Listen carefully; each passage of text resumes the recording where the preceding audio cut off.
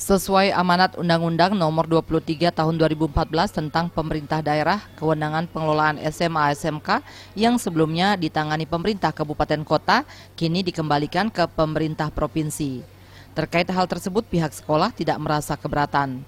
Seperti diungkapkan Kepala Sekolah SMA Negeri 2 Kuta Utara Jayakusuma yang menyambut positif turunnya kebijakan tersebut.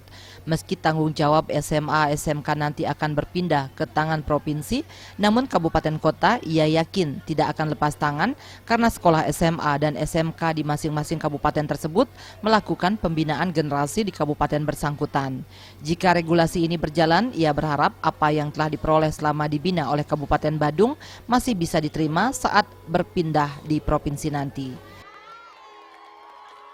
Meskipun SMA SMK itu dikelola oleh provinsi, yang jelas kan masing-masing SMA SMK itu kan mendidik anak bangsa di daerah itu sendiri.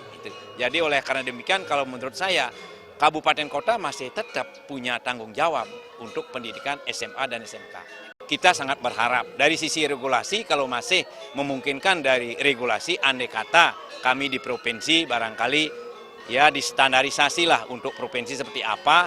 Nah, andai kata apa yang pernah kami peroleh kemudian barangkali di provinsi belum bisa mencapai seperti itu, kami sangat berharap khusus untuk Badung, ya terutama tenaga pendidik dan kependidikan, secara regulasi kalau masih bisa artinya dikondisikan, kami masih sangat berharap kebijakan daripada PMK Badung. Jadi tetap seperti yang diterima sebelumnya? Iya, kami berharap seperti itu.